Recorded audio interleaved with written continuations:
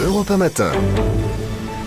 Ils sont venus, ils sont tous là, les cardinaux de l'Église catholique réunis depuis hier matin au Vatican pour plusieurs jours de congrégation générale afin de préparer la succession du pape Benoît XVI. Bonjour Monseigneur Bernard Potvin. Bonjour. Porte-parole de la Conférence des évêques de France. On peut dire que les choses sérieuses ont commencé ? Oui, absolument. Ouais. C'est très important les congrégations. C'est beaucoup moins spectaculaire que le conclave lui-même, il n'y a pas de fumée blanche. Puis les cardinaux ne sont pas encore souclés, donc ça paraît moins spectaculaire, mais c'est très important, ça prépare les esprits, c'est l'occasion d'une mise à plat.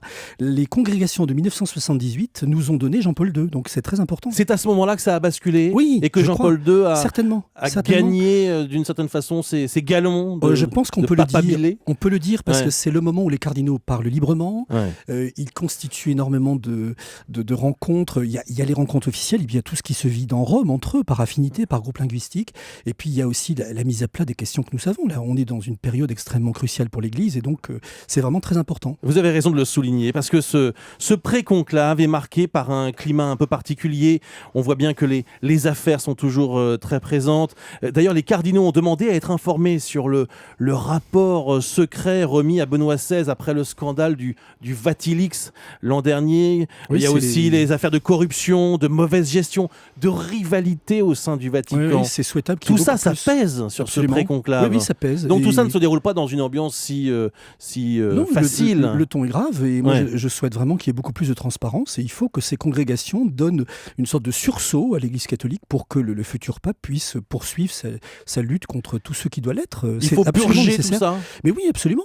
Ouais. Et d'ailleurs, ça fait partie des priorités. Moi, je pense que le profil du futur pape, ce sera nécessairement un homme qui ait l'autorité de régler ça, Mhm. les dysfonctionnements, mais en même temps, quelqu'un qui conjugue autorité et bonté. Ce ne sera pas facile dans la même personnalité. Autorité sur bonté, les questions et bonté envers l'humanité, parce que les gens souffrent. Probité, et tout ça c'est nécessaire. L'humanité est devenue complexe, le catholicisme lui-même est répandu à travers le monde, il ne faut pas l'oublier. On a aussi un hémisphère sud aujourd'hui qui compte énormément, puisque le centre de gravité du catholicisme est au sud, Mhm. et donc il faut un pape qui ait cette compréhension des cultures, et ça va être très difficile. Alors on dit que le prochain chef de l'Église catholique pourrait ne pas être un Européen. Oui, Ça bien serait sûr. quand même une révolution. Oui, mais ce serait très bien. Ce serait Ouais. très bien. Je ne dis pas que ce sera, parce que vous savez, entre les prévisions, hein, là, on est dans une énorme inconnue. Et puis, il faut pas. Enfin, c'est pas Mais seulement ça, c'est un grand classique, c'est Monseigneur pas seulement la Potvin. nationalité On qui dit- va compter. Oui, on dit toujours quand même Oui, que oui. il y a rarement de favoris qui se dégagent quand même. Souvent, ça démarre dans un grand suspense, un Oui. grand mystère. Là, en le l'occurrence, conclave. c'est le cas. En Ouais. l'occurrence, c'est très ouvert. Regardez, toutes les publications, elles ont du mal à vous sortir vraiment le favori. On est plutôt dans la dizaine en ce moment de noms qui circulent. Alors que Montigny, à l'évidence, est devenu Paul VI. Donc Ouais. il y a quelque chose ici d'assez inédit. Benoît XVI a quand même surpris de par sa démission. Ouais. Il a pris de court beaucoup de cardinaux eux-mêmes. Et je crois qu'on est devant un scrutin qui est très ouvert. Et la nationalité fait pas tout. On peut avoir un Italien très débonnaire. Non, ce serait un Comme symbole on peut incroyable. avoir un Africain très Ouais. conservateur. Tout est possible. Ouais. Est-ce que la France a un favori ?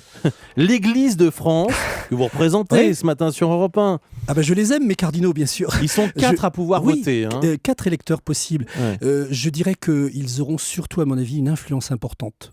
Ça, je le pense. L'Église en France. Monseigneur 23, Oui. notamment Barbarin, Ricard et le cardinal Torrent qui joue un rôle très important dans les relations avec l'islam à Rome.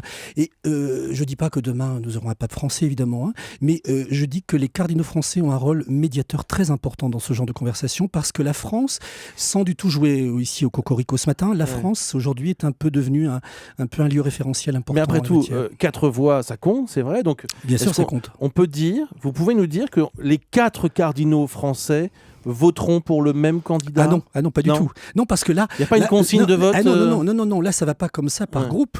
Chacun se considère membre d'un collège universel. Et c'est pas du tout la préparation électorale.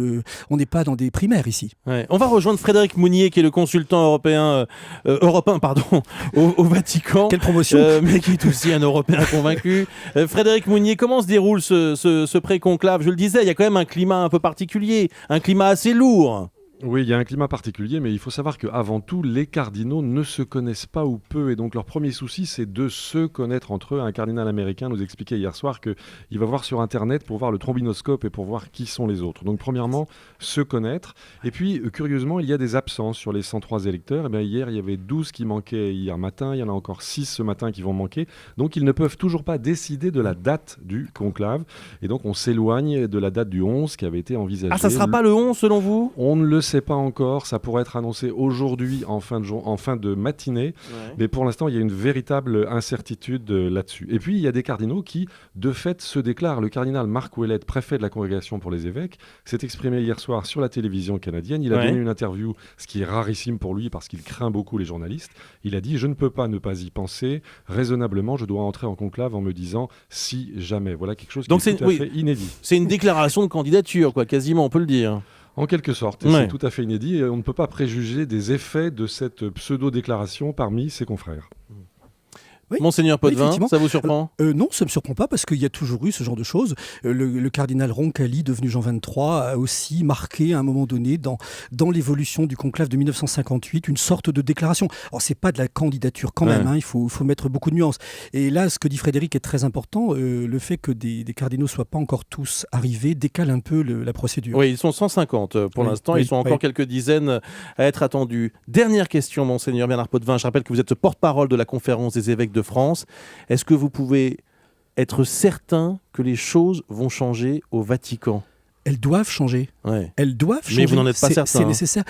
Je suis convaincu que le nouveau pasteur va devoir impulser les choses. Benoît XVI a souffert énormément et moi je lui rends hommage ce matin parce que j'ai beaucoup d'estime pour lui. Il a souffert atrocement depuis quelque temps et elles doivent changer. Je ne vois pas comment elles ne le pourraient pas. Ça me paraît absolument nécessaire. Merci. On ne connaît donc toujours pas la date officielle du conclave. Peut-être le 11 mars, mais ce n'est plus tout à fait sûr, comme nous le disait à l'instant notre correspondant Frédéric Mounier, qui est sur place pour Europe 1. Merci à vous, Monseigneur Potvin, porte-parole de la Conférence des évêques de France.